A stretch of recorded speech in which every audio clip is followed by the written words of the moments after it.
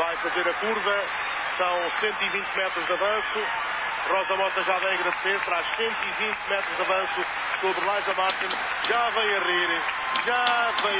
A primeira imagem de sucesso em português que recordo é de Rosa Mota, a correr, na pista do Estádio Olímpico de Seul, sob o aplauso de dezenas de milhares de sul-coreanos.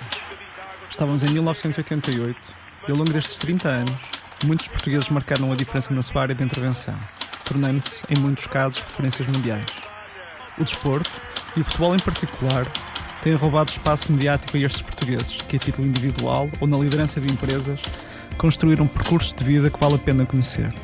Ao longo das próximas semanas, eu e a Sandra Veloso Fernandes vamos entrevistar empreendedores que se destacaram internacionalmente e cujo contributo poderá ser inspirador para outras empresas ou projetos. O meu nome é Carlos Coelho e esta é a Dieta Portuguesa.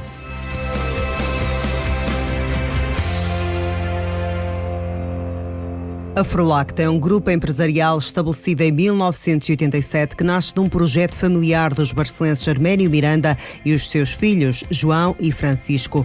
Atualmente, a Frulact posiciona-se no mercado internacional como uma das empresas mais inovadoras no fornecimento de ingredientes de valor acrescentado para as indústrias alimentares e de bebidas, nomeadamente preparados à base de frutas e legumes para os laticínios, gelados, sobremesas, bebidas e alternativas vegetais.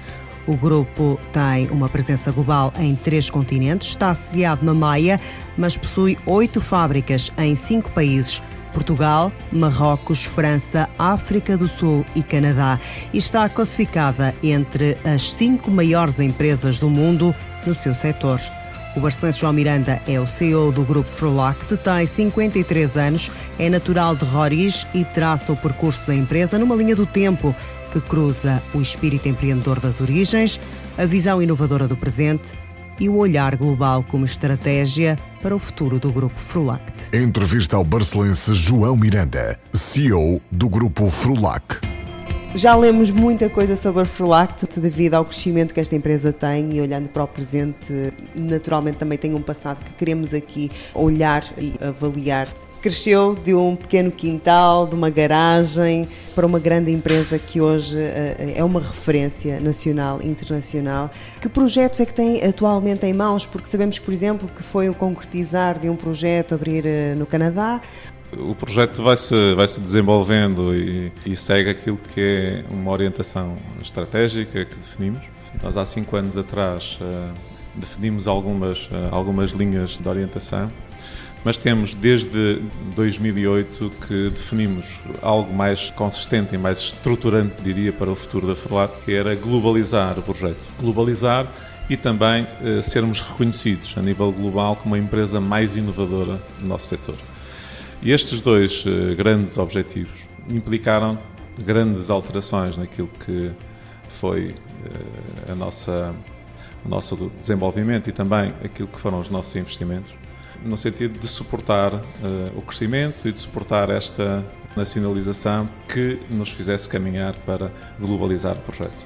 Principalmente investimentos na área da inovação, porque nós entendemos que não conseguiríamos continuar este processo de internacionalização sem suportar muito bem o processo com inovação, com conhecimento que fosse capaz de se transformar em conhecimento diferenciador e que criasse, no final de contas, valor para nós, para os nossos clientes, também, por que não dizer, para os nossos colaboradores e todos os stakeholders. Isto para nós foi, digamos, fundamental, este estabelecer destas metas, porque colocou toda a organização a pensar da mesma forma. Um outro eixo onde nós investimos fortemente também para suportar este processo de internacionalização foram os recursos humanos, o capital humano. E uma vez mais aí investimos fortemente. Nós não queremos só ter bons quadros, nós queremos ter os melhores, e os melhores alinhados com aquilo que nós definimos como o homem Frulact, ou a mulher Frulact, que é o frulactiano. Está associado também a códigos de valor, afinal de contas, de valores que nós definimos como importantes para ser frulactiano.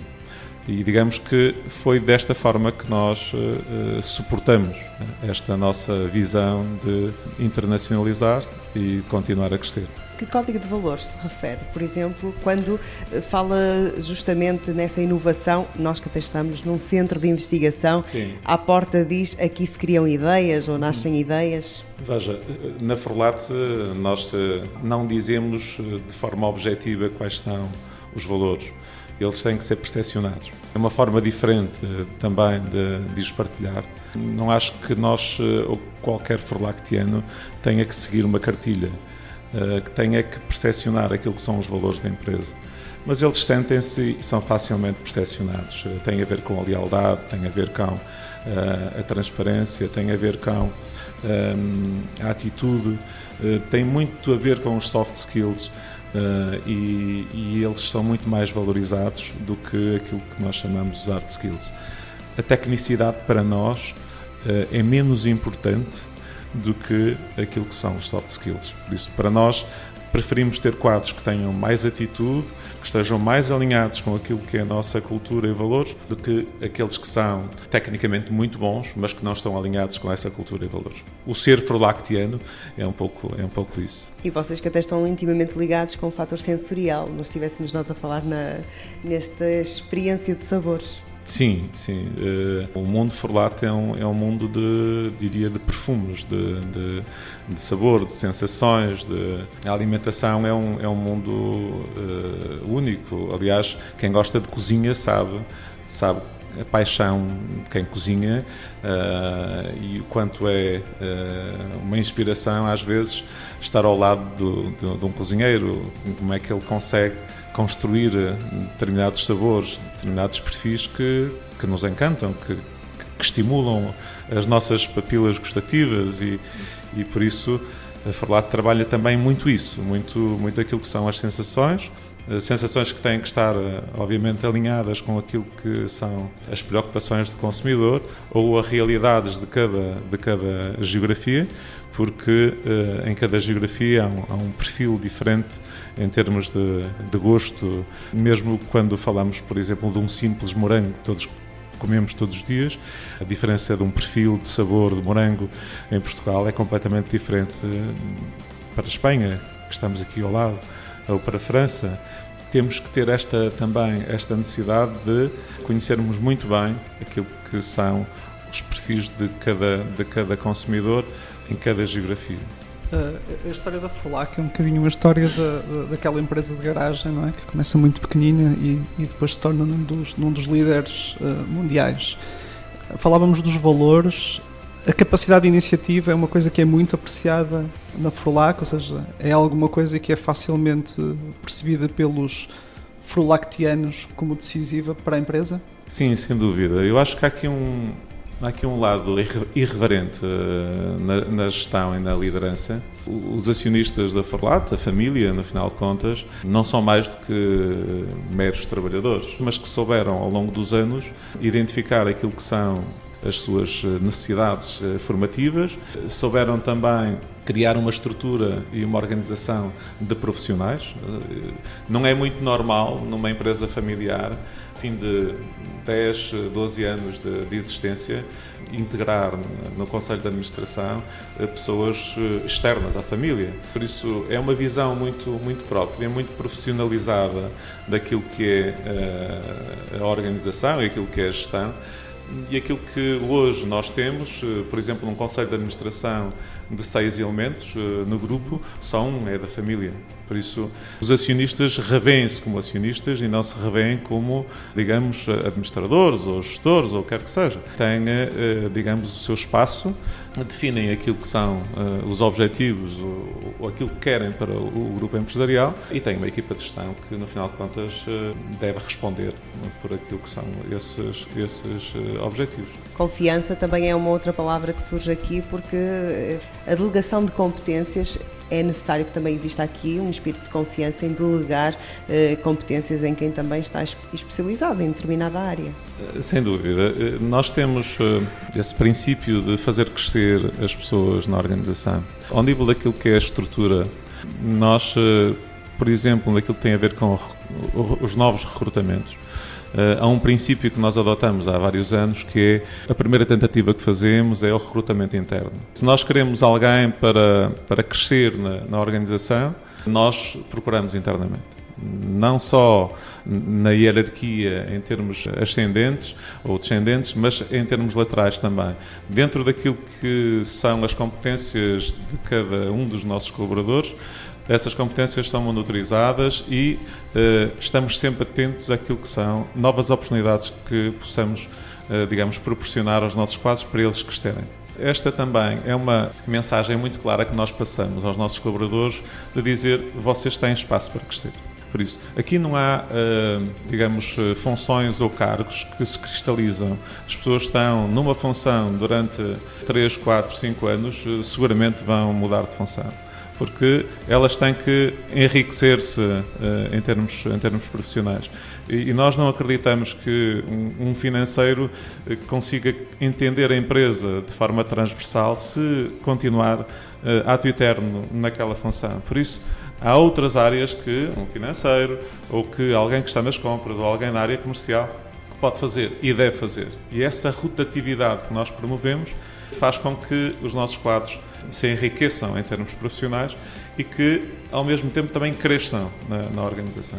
Vamos aqui recuar no passado, e já aqui falou como uma empresa familiar que nasceu. Falamos também já nas suas origens, Roriz, uma freguesia rural também do concelho de Barcelos, onde apanhava amoras com o seu irmão, amoras que seu pai congelava.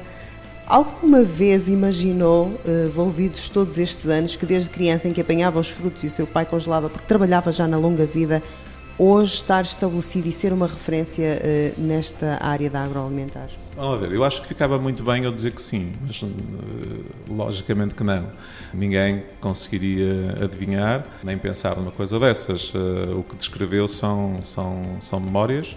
São memórias muito interessantes que vamos guardando e que, por coincidência, nos ligam àquilo que é a nossa atividade hoje. Portanto, foi esse arriscar, desafiar também que, de certa forma, o fez lançar enquanto empresário. Sim, vamos ver. Isto não é assim. Não se faz assim de um momento com um estalar de dedos e eu quero ser empreendedor. Não, eu acho que tenho que confessar, e quem me conhece, e muita gente que me conhece em Barcelos sabe disso, a minha adolescência foi intensa.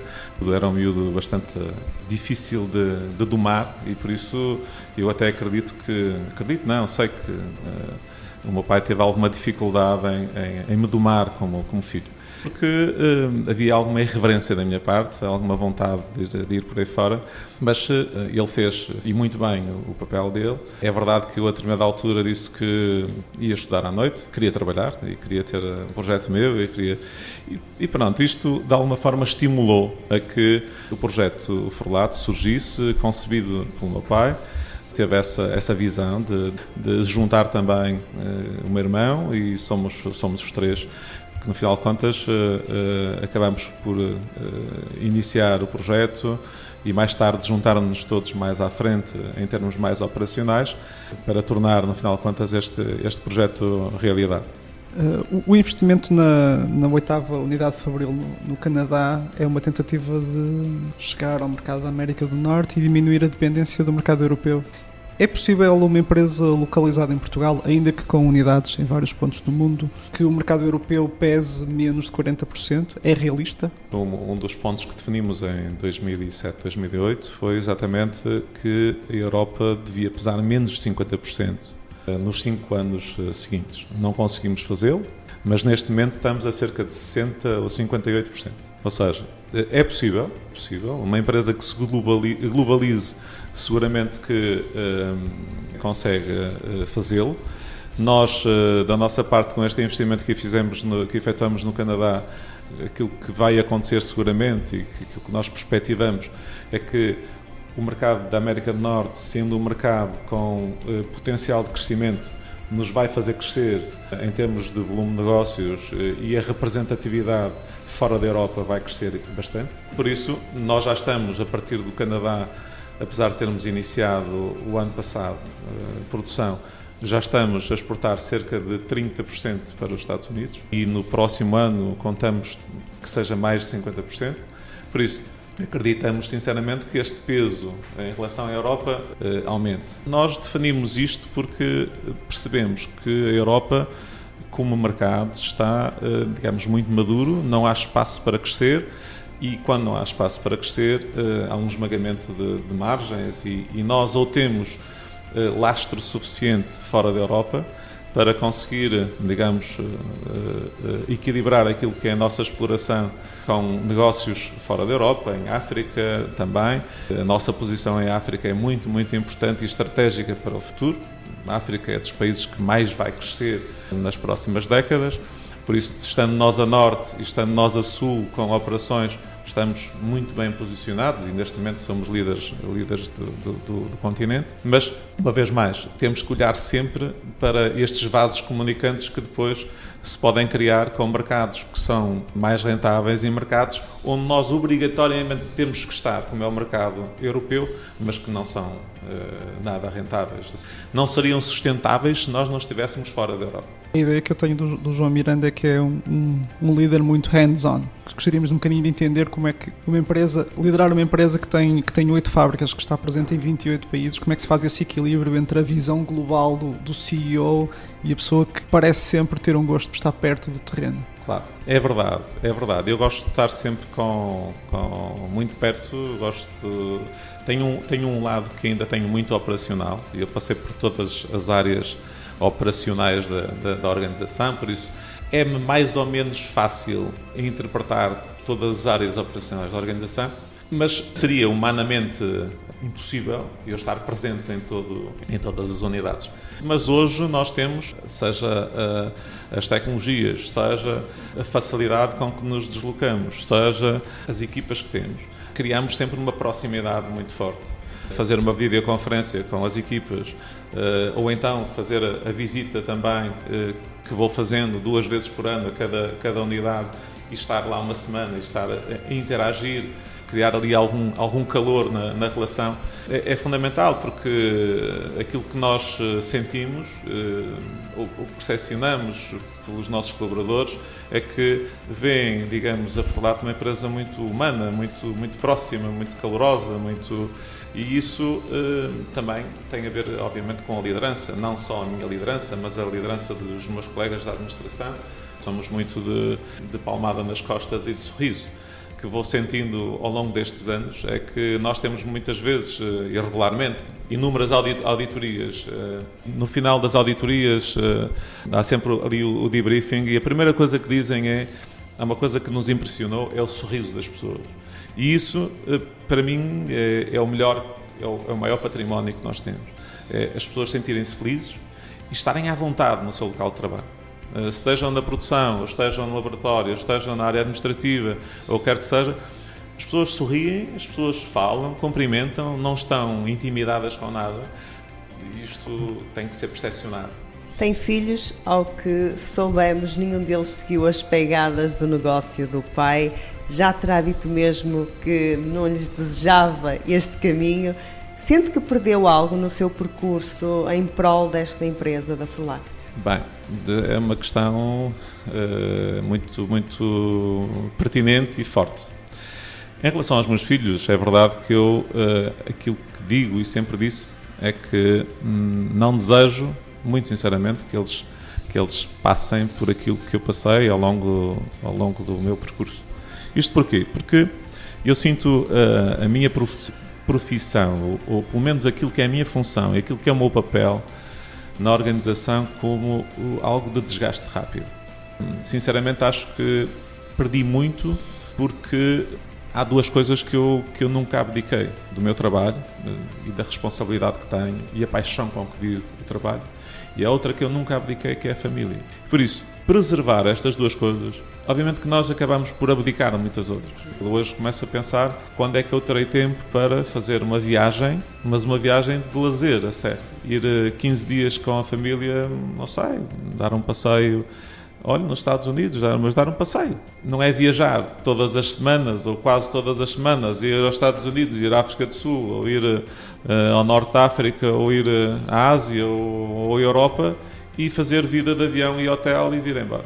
Há uma coisa que eu sempre tive como disciplina, exatamente para encontrar este equilíbrio, que é as minhas viagens fazem-se de segunda a sexta. Isto porquê? Porque quero ter o fim de semana com a família, com os meus filhos, com a minha esposa. E isto tem um preço e acho que no final de contas vale a pena. Em relação aos meus filhos, ainda, o mais velho, na verdade, seguiu uma outra área completamente distinta. O número 2, como eu costumo dizer, esse está na área de marketing e agora a fazer a gestão internacional nos Estados Unidos. E ainda tenho o número 3, por isso ainda não posso dizer que não tenha um sucessor. Neste cotidiano de viagens, o João Miranda tem contactado com muitos povos. Qual foi aquele que mais o surpreendeu? Cada povo tem o seu encanto. Eu não tenho por hábito olhar para o lado mau, até porque a interpretação que fazemos de mal é aos nossos olhos, é à nossa cultura. Por isso, se eu tivesse que escolher, digamos, um país ou uma cultura, eu diria que o Norte de África me encanta e Marrocos me encanta muito mais.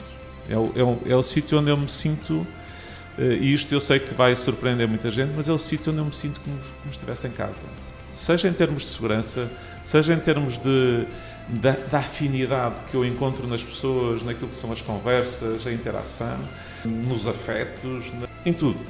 Obviamente que depois temos uma porrada de coisas que não estamos de acordo, que até não gostamos, mas a cultura, o património, tudo aquilo que Marrocos representa e também aquilo que representa como país.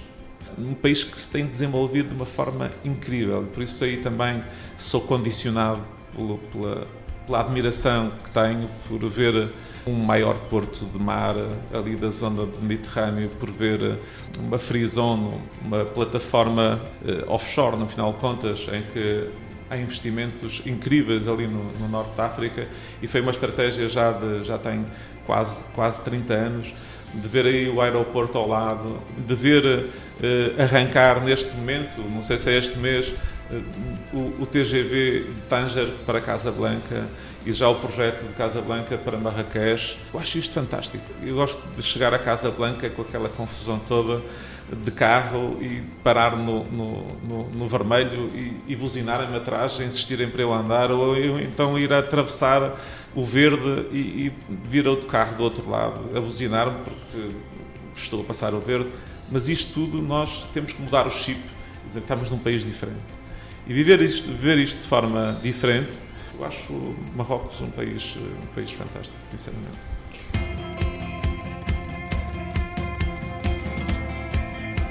Vivências de João Miranda, que continua a encontrar na sua terra natal o refúgio ideal para descansar, num encontro fugaz com as origens que encontra ao fim de semana na sua casa em Alvido, São Pedro, onde um livro ou um jornal consegue por instantes afastar o mundo estressante dos negócios.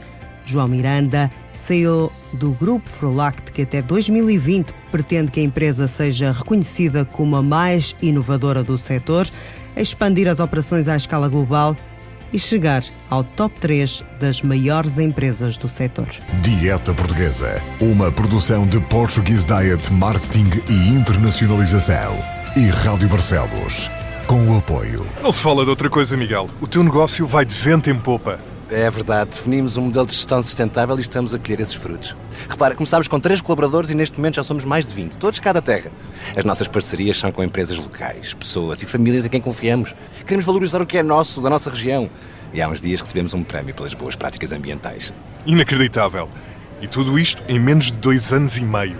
E levar o nome de cada terra além fronteiras é o próximo passo. Com a minha equipa e um banco que acredita em mim, tudo é possível. O Crédito Agrícola. Quem mais? Se tens um negócio ou um projeto de investimento e acreditas que este pode mudar a tua vida e dar mais valor à tua região, o Crédito Agrícola é o parceiro que acredita em ti e no impacto positivo do teu projeto. Informa-te numa das nossas agências. Crédito Agrícola, o Banco Nacional com pronúncia local.